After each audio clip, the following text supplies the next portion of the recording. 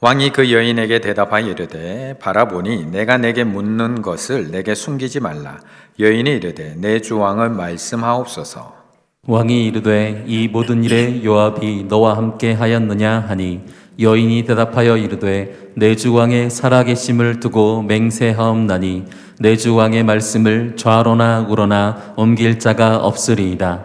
왕의 종 요압이 내게 명령하였고 그가 이 모든 말을 왕의 여종의 입에 넣어 주셨사오매 이는 왕의 종 요압이 이 일의 형편을 바꾸려 하여 이렇게 함이니이다. 내 주 왕의 지혜는 하나님의 사자의 지혜와 같아서 땅에 있는 일을 다 아시나이다 하니라. 왕이 요압에게 이르되 내가 이 일을 허락하였으니 가서 청년 압살롬을 데려오라 하니라. 요압이 땅에 엎드려 절하고 왕을 위하여 복을 빌고 요압이 이르되 내 주 왕이여 종의 구함을 왕이 허락하시니 종이 왕 앞에서 은혜 입은 줄을 오늘 아나이다 하고 요압이 일어나 그술로 가서 압살롬을 데리고 예루살렘으로 오니 함께 읽습니다.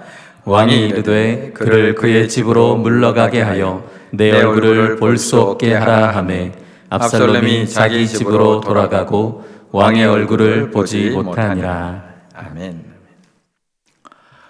지난 수요일 우리 김태선 목사님께서 또 설교를 해주셨습니다. 그때 설교 제목이 하나님이 택하신 자와 같이라는 제목으로 우리에게 귀한 말씀, 디모데의 말씀을 전해주셨습니다. 그때 이제 내용이 하나님께 택함 받은 사람들, 그런 하나님의 택함 받은 사람들은 하나님 안에서 더해가면서 사랑을 더해가고 더해가면서 그런 신앙의 모습들, 성숙한 모습들을 갖춰가야 된다라는 말씀을 해주셨는데요. 그때 서론 부분에서 무엇을 얘기했느냐 하면 감독과 선수와의 관계에 대해서 이야기를 해줬습니다.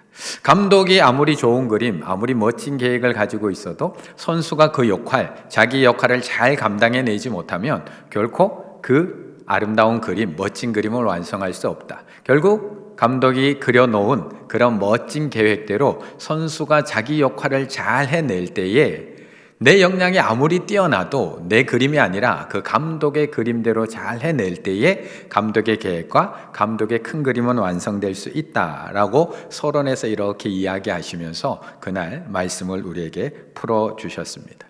이처럼 감독과 선수는 중요합니다. 감독이 아무리 멋진 그림을 가지고 있어도 선수가 그 역할을 못 해내면 아무런 소용이 없습니다.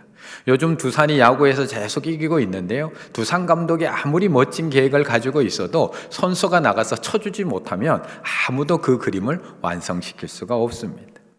그런데 또 하나가 있습니다. 선수와 감독 중요한데 또 한 사람이 있습니다. 그것이 누구냐 하면 바로 스텝입니다. 감독이 아무리 전술이 뛰어나고 선수 역량이 아무리 좋아도 스텝들이 또 옆에서 제대로 도와주지 않으면 멋진 그림을 만들 수는 없습니다. 감독이 그 멋진 그림, 그려놓은 그 멋진 그림을 따라 배우들이 마음껏 연기할 수 있도록 스텝들이 모든 준비를 다 해줄 때에만 배우들의 멋진 그런 능력들은 빛날 수 있는 것이고요. 또한 감독의 멋진 작품도 완성될 수 있는 것입니다. 그런데 스텝은 사실 무대 앞에서 이렇게 보시게 되면 스텝들은 사실 잘 보이지를 않습니다. 티가 나지를 않습니다. 무대 위에는 항상 배우만 있기 때문에 스텝들이 하는 일은 잘 보이지 않습니다.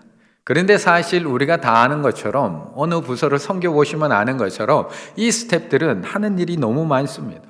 무대를 준비하는 것부터 시작해서 나가서 홍보하고 포스터 붙이는 것, 표를 팔고 표를 받는 것, 소품 하나하나를 준비해 놓는 것, 그 배우가 뭐 끈을 풀려가면 그 끈을 잘 묶어서 무대 위에 올려놓는 것, 극 사이사이에 소품을 바꿔치기 해서 다시 그 자리에 갖다 놓는 것, 출연자가 마음껏 움직일 수 있도록 동선을 잘 체크하는 것, 관객석을 잘 정리해 주는 것, 앞에 나가서 먼저 분위기를 잘 만들어 주는 것, 안내 멘트 하는 것까지 스태프들이 하는 일은 너무 많습니다.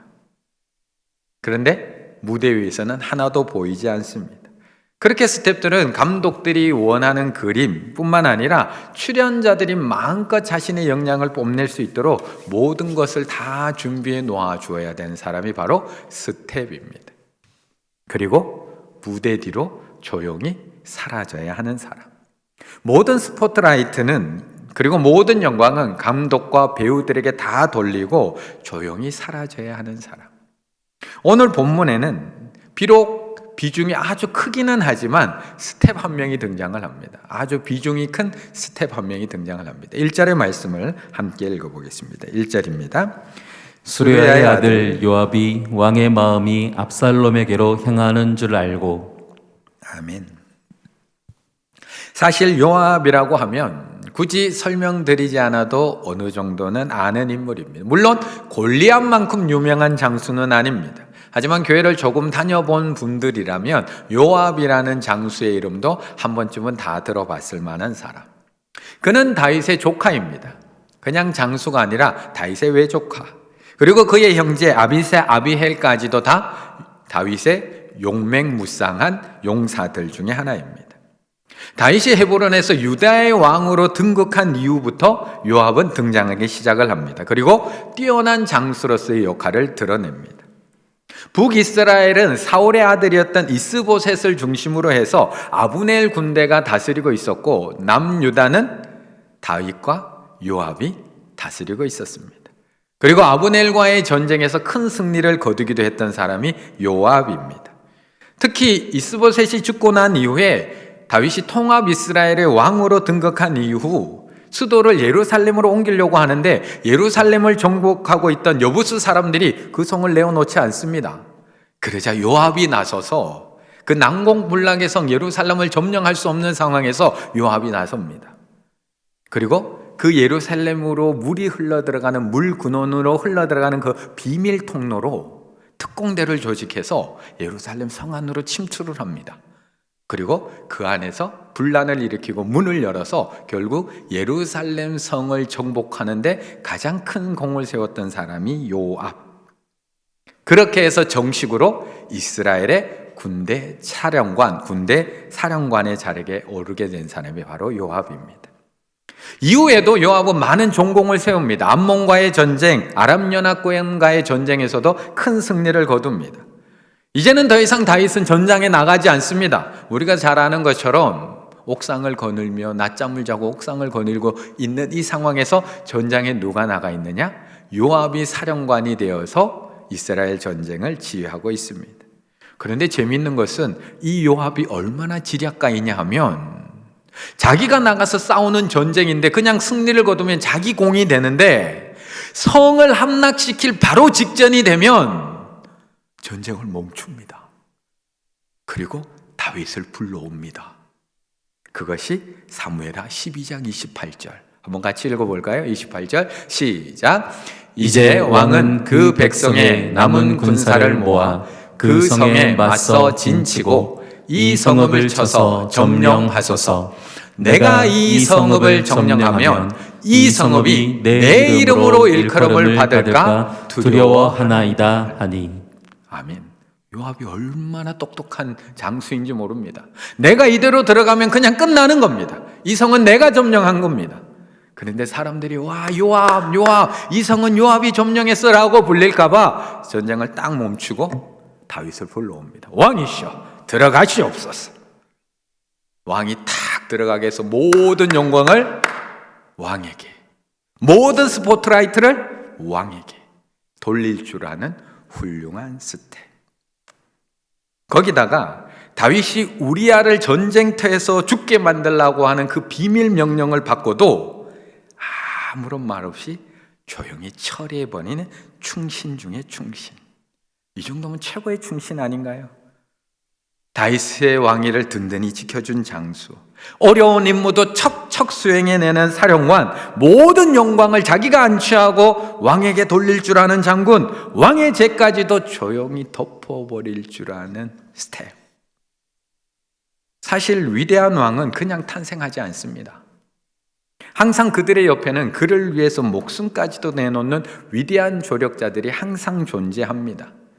조선의 킹메이커라는 책에 보면 조선에 세워졌던 그 왕들도 결코 자기 혼자서 서지 않았다는 겁니다. 그 책에도 10명의 위대한 왕들, 조선의 왕들을 이야기해 놓는데 10명의 조력자들을 똑같이 이야기해 놓습니다. 조선을 세웠던 태조 옆에는 누가 있었죠? 정도전이 있었다라는 것을 이야기합니다. 태종과 하륜, 세종과 황희, 세조와 신숙주, 중종과 조광조, 선조와 이준경, 그리고 유성룡, 인조와 최명길, 정조와 최재공, 고종과 박규수. 모든 왕 옆에는 이런 훌륭한 이인자들, 조력자들이 있었다는 겁니다. 우리가 재밌게 보는 007 제임스 본드 옆에도 항상 조력자는 존재합니다. 그 조력자가 없으면 항상 임무를 수행할 수 없습니다. 하물며 왕을 세우는 일에 어떻게 조력자가 없을까? 오늘 이 요압은 최고의 조력자입니다. 어느 정도냐? 왕의 마음까지 꿰뚫어 보는 조력자. 1절 말씀이 이렇게 이야기하면서 시작했습니다. 스루의 아들 요압이 왕의 마음이 압살롬에게로 향하는 줄 알고, 마음까지 꿰뚫어 보고 있는 요압. 지금까지 다윗이 이스라엘의 왕으로 세우는데 가장 큰 역할을 한 요압, 그리고 그 치부까지도 다 덮어주며 왕이 그 역할을 잘 감당할 수 있도록 시키는 일에 대해서는 알아서 척척 다 해냈던 요압, 이번에는 왕의 마음까지도 다 꿰뚫어보고 왕의 마음이 누구를 향해 있는 것까지도 다 찾아내고 있는 요압. 이런 스텝 어디 있나요? 이런 조력자 어디 있나요? 이런 부목사님 어디 있나요? 우리 충일교회에 있는 줄로 믿습니다. 왕의 마음이 어디로 향하고 있는 줄 미리 알고 왕의 마음을 기쁘게 해드리기 위해서 분주히 움직이는 스텝 요압에 대해서 보여주고 있습니다. 20절의 말씀을 한번 보겠습니다. 20절, 이는 왕의 종 요압이 이 일의 형편을 바꾸려 하여 이렇게 함이니이다. 내 주 왕의 지혜는 하나님의 사자의 지혜와 같아서 땅에 있는 일을 다 아시나이다 하니라. 아멘. 분명 요압은 훌륭한 스텝입니다. 훌륭한 조력자, 훌륭한 장수입니다. 그래서 다윗이 통합 이스라엘의 왕이 되었을 뿐만 아니라 지금까지 다윗이 흔들림 없이 왕의 역할을 감당할 수 있었던 것 바로 요압 덕분입니다. 요압이 왕의 신복이 되어서 왕의 손에 더러운 것 하나 묻히지 않을 수 있도록 알아서 모든 일을 다 처리해 주었기 때문에 다윗은 이렇게 평안하게 나라를 다스립니다. 다윗이 요압에게 얼마나 감사한 마음이 있었을까요? 이렇게 좋은 스텝에 한 명이 연배에 있으므로 다윗이 얼마나 고마웠을까? 16년 전에 황정민이라는 배우가 너는 내 운명이라는 영화로 청룡영화상에서 나무주연상을 받습니다. 그때의 수상 소감이 아직까지도 많은 사람들에게 회자가 됩니다. 황정민이 뭐라고 수상 소감을 얘기했느냐? 이렇게 이야기를 합니다. 저는 사람들에게 일개 배우 나부랭이라고 나를 소개합니다. 자기는 그냥 나부랭이에 불과하다는 겁니다. 60여 명의 스태프들이 차려놓은 밥상에서 나는 그냥 맛있게 먹기만 하기 때문입니다. 하면 되기 때문입니다. 그런데 나만 스포트라이트를 받아서 죄송합니다. 16년이 지났는데도 이 수상 소감이 아직도 회자가 됩니다. 다윗도 지금 요압에게 얼마나 감사하고 있을까요? 이런 훌륭한 스텝이 있는 다윗 얼마나 고마워하고 있을까? 그런데 중요한 것은 그렇게 중요한 스텝, 그렇게 고마운 스텝이지만 감독은 아니라는 겁니다. 스텝은 맞습니다. 훌륭한 스텝입니다. 하지만 감독은 아닙니다. 나를 위해서 일해주고 나를 위해서 싸우고 나를 위해서 열심히 섬겨준 스텝 요압, 말할 수 없이 고맙기는 하지만 그가 형편을 바꾸고 그가 시나리오를 바꾸는 감독은 아니라는 겁니다. 그런데 오늘 20절의 말씀이 뭐라고 이야기하느냐? 이는 왕의 종 요압이 왕의 종 요압, 스텝 요압이 이 일의 형편을 바꾸려 하여 이렇게 함이니이다. 스텝이 감독이 되려고 하고 있는 것을 이야기합니다. 요압은 분명히 많은 역할을 했습니다. 훌륭한 스텝입니다. 다윗의 왕위를 등등히 세운 장수이며 조력자입니다. 하지만 요압은 지금 스텝의 역할을 넘어서 형편과 상황을 바꿔내려는 감독의 역할까지 시도하고 있습니다. 앞에 13장 이야기를 조금 알 필요가 있습니다. 앞 13장에 보면 다윗의 장남 암논이 압살롬의 여동생 다말을 사랑하게 됩니다. 얼마나 사랑했든지 상사병까지 걸리게 됩니다. 이제 음식도 못 먹을 정도로 다 죽어가는 암논에게 옆에 있던 요나답이 강교한 꾀를 하나 알려줍니다. 듣지 말아야 되는데 다말을 너무 사랑했던 암논은 그 말을 듣습니다. 그리고 그 여동생을 부릅니다. 내가 밥 먹을 힘도 없단다 얘야. 그렇게 해서 다말이 만들어준 음식을 입에 한 입 떠넣어줘라고 부탁을 하고는 그 다말에게 몹쓸 짓을 하게 됩니다. 그 몹쓸 짓을 당한 다말, 갈 곳이 없어서 결국 자기 오빠 압살롬에게로 달려갑니다. 그 모습을 본 압살롬은 분노하지만 참습니다. 그리고 마음속에 보복을 결심합니다. 내가 저놈 죽이리라. 그런데 압살롬이 얼마나 치밀한지 바로 실행에 옮기지 않습니다. 작전을 세웁니다. 2년이라는 시간을 참고 또 참아냅니다. 그리고 치밀하게 계획을 세운 다음 이제 모든 사람들이 이 사건을 잊혀질 때쯤 2년쯤 지났을 때 이스라엘의 양털 깎는 날, 잔치가 있는 날, 자신의 형제들을 자신이 살고 있는 바알하솔로 다 초청을 합니다. 그리고 부어라 마셔라 술을 먹이고 잔치를 벌입니다. 암논이 술에 취한 그 순간 이제 분위기가 무르익고 암논이 술에 취해서 흥청망청 취할 대로 취해있는 그 순간 내 여동생을 욕보였던 암논을 그 자리에서 죽여버립니다. 그리고 압살롬은 아버지가 두렵기 때문에 도망을 갑니다. 사무엘하 13장 37절 압살롬은 도망하여 그스루왕 암미훌의 아들 달메에게로 갔고 이 달메가 누구냐? 압살롬의 어머니 아빠 외할아버지에게 도망을 갑니다. 다윗은 날마다 그의 아들로 말미암아 슬퍼하니라. 자신의 외할아버지에게 3년이나 도망가 버린 압살롬. 그리고 14장으로 넘어오는 겁니다. 스루의 아들 요압이 왕의 마음이 압살롬에게 향하고 있는 줄을 알고, 요압은 지금 알고 있는 겁니다. 다윗의 마음이 어떤지. 장남 암논을 죽이고 도망간 압살롬이 믿기는 했지만 그래도 아들이기 때문에 그 사랑을 멈출 수 없었던 그 다윗의 마음을 요압이 알고 있는 겁니다. 이제 장남은 죽었고 둘째가 길라압인데 길라압은 어릴 때 이름 한번 나오고 등장을 하지 않습니다. 많은 성경학자들이 어렸을 때 이미 죽었다라고 판단을 합니다. 그러면 왕위를 이어받을 사람은 압살롬. 거기다가 압살롬이 얼마나 잘생겼느냐. 25절의 말씀을 보면 이렇게 얘기합니다. 온 이스라엘 가운데 압살롬같이 아름다움으로 크게 칭찬받는 자가 없었으니. 자꾸 요즘 성경에서 제 이야기가 자꾸 나와서 자꾸 걱정입니다. 그는 발바닥부터 종수리까지 흠이 없습니다. 거기다가 26절에는 머리숱이 많았대요. 저도 머리숱이 많아서 빠마를 하고 왔는데 머리숱까지 많은 저하고 너무나 똑같아서. 이런 아들이 얼마나 마음이 쓰일까요? 얼마나 보고 싶을까요? 얼마나 생각이 날까요? 얼마나 다윗의 마음이 압살롬을 향해 있을까요? 요압은 다윗의 그 마음을 읽어낸 것입니다. 그래서 요압이 작전을 하나 꾸미게 됩니다. 드고아에 있는 지혜로운 여인을 한 명 데리고 와서 그 여인에게 상복을 입힙니다. 마치 아들이 죽은 것처럼 상복을 입히고 슬픈 표정으로 왕에게 나아가서 자신의 사연을 이야기하게 하는데 그 스토리까지 다 짜서 이 여인의 입에 넣어줍니다. 그대로 가서 이야기해. 그러자 이 여인이 상복을 입고 슬픈 표정으로 다윗 왕에게 가서 왕이시여 저에게 아들이 둘이 있었습니다. 그런데 이 아들 둘이 들판에서 싸움을 했지 뭡니까? 그런데 그때 옆에서 말려줄 사람이 없다 보니 그만 동생이 흥분해서 형을 그만 쳐서 죽여버렸습니다.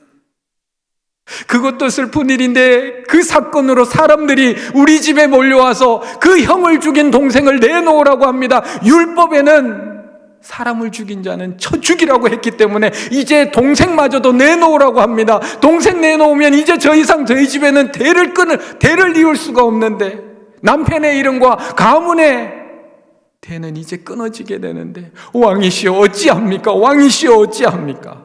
불쌍히 여겨주세요. 이 말을 들은 다윗이 11절에서 이 여인에게 이렇게 대답을 해주는 겁니다. 여인이 이르되 쭉 하고 왕이 이르되 여호와께서 살아계심을 두고 맹세하노니 내 아들의 머리카락 하나도 땅에 떨어지지 아니하리라 하니라. 네 동생이 형을 죽였다고 해도 내가 네 동생 보호해 줄게, 용서해 줄게, 구해 줄게 라고 이야기하게 만든 겁니다. 그러자 여인이 다윗에게 이야기하는 겁니다. 그런데 왜 왕은 당신의 아들을 용서하지 않는 겁니까?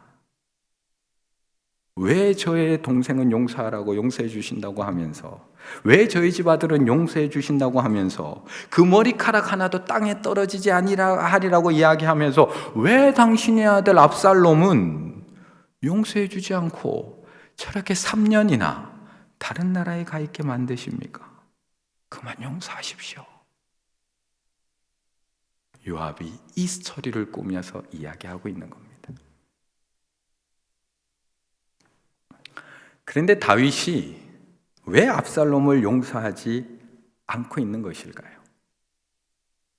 분명 마음이 압살롬을 향해 있는 다윗인데 왜 압살롬을 용서하고 그를 집으로 데려오지 않고 있는 것일까? 모든 일에는 순서가 있고요, 과정이 있습니다. 모든 일에는 거쳐야 되는 과정이 있습니다. 아버지가 아들을 용서하기 위해서 먼저 필요한 것이 무엇일까요? 하나님께서 우리를 용서하기 위해서 먼저 필요하신 것이 무엇일까요? 내가 마음이 간다고 해서 그냥 용서하면 되는 걸까요? 그냥 안타깝다고 해서 그냥 집으로 데려오면 다 끝이 나는 걸까요? 하나님도 우리 사랑하십니다. 하나님은 오늘도 우리를 사랑하십니다. 우리의 아버지 되신 하나님께서 우리를 얼마나 사랑하실까요? 그런데 왜 우리를 바로 용서하지 않으시고 자신의 독생자 예수 그리스도를 먼저 죽이셔야 했던 것일까? 우리를 사랑하신다면 그냥 우리를 사랑하시고 그냥 우리를 용서하시고 그냥 우리를 하나님의 나라로 부르시면 될 텐데 왜 예수 그리스도를 십자가에 못 박아 죽이셔야만 했던 것일까? 먼저 죄 사함이 있어야 되기 때문에 그렇습니다. 먼저 죄 사함이 있어야 되기 때문에, 먼저 회개가 있어야 되기 때문에 그렇습니다. 죄인이 먼저 자신의 죄를 깨닫고 하나님 앞에 회개할 때 하나님의 사랑으로 말미암아 용서와 회복이 온전히 일어나게 되는 것인데 지금 그것을 빼고 있는 겁니다. 그래서 다윗은 압살롬의 마음은 향해 있었음에도 불구하고 그를 데려오고 있지 않습니다. 분명 그가 이제 다음 왕위를 이어받을 너무나 소중한 왕자임에도 불구하고 자신의 죄를 깨닫지 못하고 자신의 죄를 고백하지도 않고 있으며 회개할 마음도 전혀 없는 압살롬, 3년이 지났음에도 불구하고 데리고 와본들 어떻게 될까요? 데리고 와본들. 그런데 결국 요압은 다윗으로 하여금 회개 없는 용서를 만들어가고 있습니다. 형편을 바꾸어가고 있습니다. 드고아의 지혜로운 여인까지 데리고 와서 연기를 시켜서 다윗의 마음을 이렇게 돌려놓고 있는 겁니다. 어찌 보면 정말 충성스러운 신하처럼 보이지만 그는 스텝이 아니라 감독이 되어서 왕의 뜻까지도 바꾸어 놓고 있는 겁니다. 과연 어떻게 되었을까요? 이렇게 억지로 바꿔놓은 상황 어떻게 되었을까? 24절의 말씀 함께 했습니다. 24절입니다.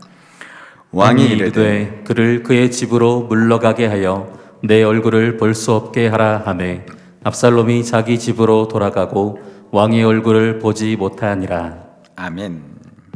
결국 요압은 자신이 원하는 대로 형편을 바꿔버립니다.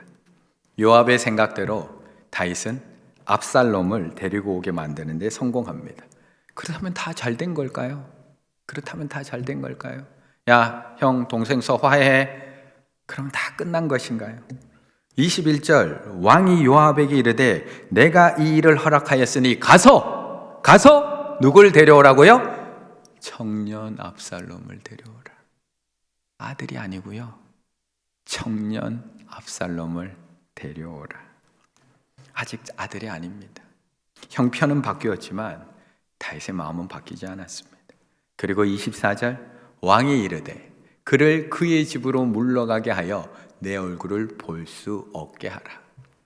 압살롬이 자기 집으로 돌아가고 왕의 얼굴을 보지 못하니라.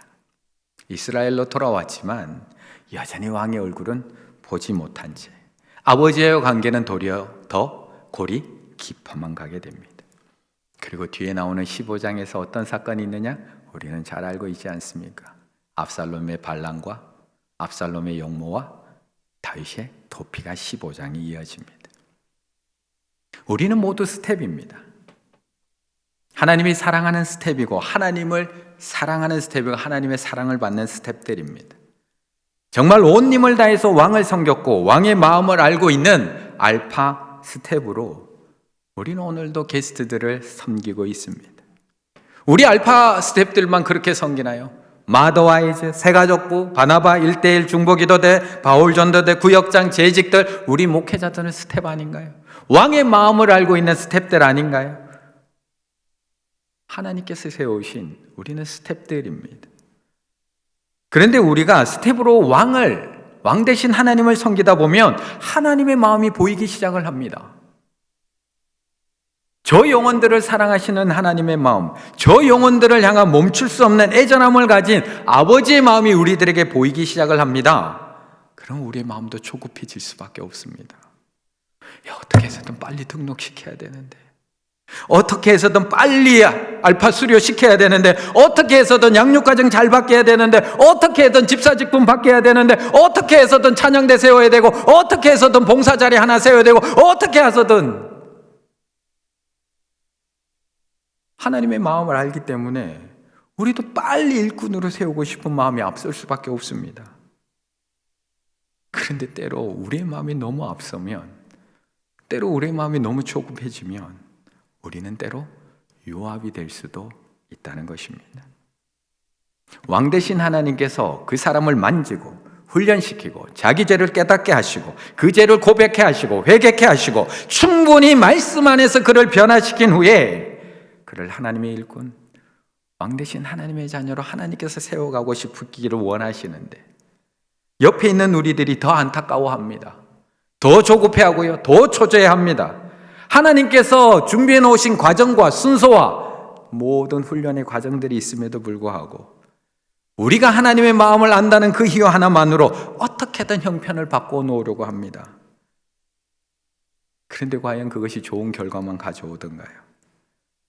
그렇게 내가 안타까운 마음으로 억지로 밀어붙여서 좋은 결과만 우리에게 주어지던가요? 아브라함은 스텝이었습니다. 아브라함은 하나님의 민족 이스라엘 약속의 민족을 만드는 스텝이었습니다. 하나님께서 만들어주신 구원의 역사를 써내려가는 데 쓰임받는 너무나 훌륭한 스텝.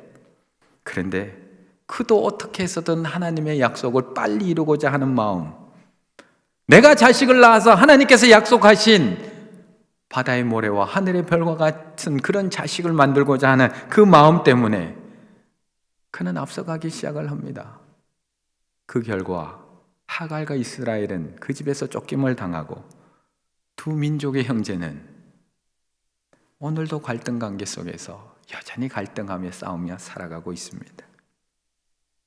알파 스텝으로 게스트를 섬기다 보면 마음이 급해집니다. 어떻게든 더 잘해주고 싶고 어떻게든 더 잘 도와주고 싶고 어떻게든 잘 세워주고 싶은 마음이 앞서게 됩니다. 모든 과정의 스텝으로 섬기다 보면 내가 섬기고 있는 그 사람이 가장 예뻐 보이고 가장 안타까워 보이고 가장 빨리 세워주고 싶은 것들이 우리들의 마음입니다. 구역장으로 섬겨서 똑같습니다. 내 새끼가 가장 예쁩니다. 내 새끼가 가장 안타깝고요, 사정 아는 내 성도의 마음이 가장 내 마음을 아프게 하는 겁니다. 하지만 우리는 스텝입니다. 하나님이 그 사람을 하나님의 자녀로 만들어 가시고 세워 가시고 변화시켜 가시고 성장시켜 나가는데 쓰임받는 스텝들. 그 스텝들은 형편을 바꿔놓는 사람들이 아닙니다. 내 생각과 내 뜻대로 왕의 생각과 계획을 바꿔놓는 사람이 아니라 왕의 뜻이 이루어지도록 섬기는 사람들이 스텝입니다. 분명 요압은 다윗에게 있어서 너무 좋은 스텝입니다. 왕의 마음까지 꿰뚫어 볼 수 있는, 그래서 그 마음이 향해 있는 곳까지 함께 바라볼 수 있는 훌륭한 스텝. 하지만 왕의 뜻대로 충분히 죄를 고백하고 회개하고 하나님 앞에 나올 시간을 주지 못하고 자신의 생각대로 인간적인 용서와 인간적인 화해를 만들어내 결국 더 큰 문제를 만들어낸 스텝이 되어버렸습니다. 우리 모두는 하나님의 마음을 가진 스텝이 되어야 합니다. 알파 스텝뿐만 아니라 모든 과정을 섬기고 있는 스텝들은 다 하나님의 마음을 가진 스텝이 되어야 합니다. 하나님의 마음이 어디를 향해 있는지, 하나님의 마음이 누구를 향해 있는지, 그 아버지의 마음, 나의 마음이 되게 해달라고 기도해야 하는 스텝입니다. 하지만 아버지의 마음을 안다고 해서 아버지의 계획을 바꾸려고 해서는 안 됩니다. 그 사람을 향한 하나님의 계획, 그 영혼을 향한 아버지의 뜻이 이루어지도록 우리는 말 그대로 스텝입니다. 그래서 우리는 그 영혼들이 하나님을 온전히 만날 수 있는 자리를 만들어주고 하나님께 집중할 수 있는 상황을 만들어주고 하나님을 온전히 경험할 수 있는 시간을 만들어줘야 합니다. 하지만 그 사람의 변화는 하나님의 손에 맡겨야 합니다. 이번 알파로 변화되는 사람 분명히 있습니다. 하지만 이번 알파가 끝난 다음에 예배 가운데 하나님을 경험하는 사람도 있습니다. 말씀 가운데 죄를 깨닫고 회개하는 사람도 나올 겁니다. 알파가 다 끝나고 기도 가운데 자신의 죄를 깨달아 알고 하나님 앞에 자복하며 기도하는 회개하는 사람도 있을 겁니다. 때로는 더 오랜 기간 하나님께서 더 오랜 훈련의 과정을 거쳐서 하나님 앞에 자신의 죄를 깨닫고 돌아오는 사람도 있을 겁니다. 우리의 마음은 하루빨리 하나님께 돌아오기를 바라고 있지만 그 과정과 시간이 그 영혼을 더욱 온전한 하나님의 자녀로 만들어 가시는 하나님의 계획이라면 우리는 그 하나님을 믿고 온전히 그 하나님의 손에 그 영혼을 맡길 때 우리는 알파 스텝으로서 하나님의 뜻을 이루어가게 될 줄로 믿습니다. 오늘도 같이 기도하셨으면 좋겠습니다. 게스트 한 명 한 명, 그 게스트 한 명 한 명이 이번 알파를 통해서 하나님을 만나기를 기도했으면 좋겠습니다. 그 게스트 한 명 한 명이 자신의 죄를 발견하고 하나님을 온전히 경험하게 되기를 함께 기도했으면 좋겠습니다. 이번 주일 오후에 성령의 날이 있습니다. 성령의 날을 통해서 우리 게스트들이 하나님을 만나고 자신의 죄를 깨닫고 자복하고 회개하고 변화되고 그 일을 위해서 스태프들은 정말 온 힘을 다해야 합니다. 그 장을 만들어줘야 합니다. 하지만 그것을 이루시는 분은 하나님. 나보다 그 영혼을 더 사랑하고 있는 분은 하나님. 그 영혼이 하나님 앞에 온전히 바로 서기를 정말 나보다 더 원하시는 분은 하나님. 그렇다면 내가 하나님이 되려고 해서는 안 됩니다. 나는 그 장을 기도하며 만들어내고 온전히 그 사람이 하나님을 만날 수 있도록 준비해주고 기도해야 되지만 그것을 만지시는 분은 하나님이심을 믿고 그 영혼 한 명 한 명을 하나님의 손에 맡기며 나아갈 때 나보다 그 영혼을 더 사랑하시는 하나님께서 역사하실 것이고 하나님께서 만지실 것이고 하나님께서 온전한 회복을 통하여 하나님의 일꾼으로 세워가실 줄로 믿습니다. 우리 모두는 하나님의 스텝임을 기억하며 하나님께서 허락해 주신 우리의 역할을 끝까지 잘 감당해내시는 우리 충혈의 가족들 다 되시기를 간절히 바라겠습니다.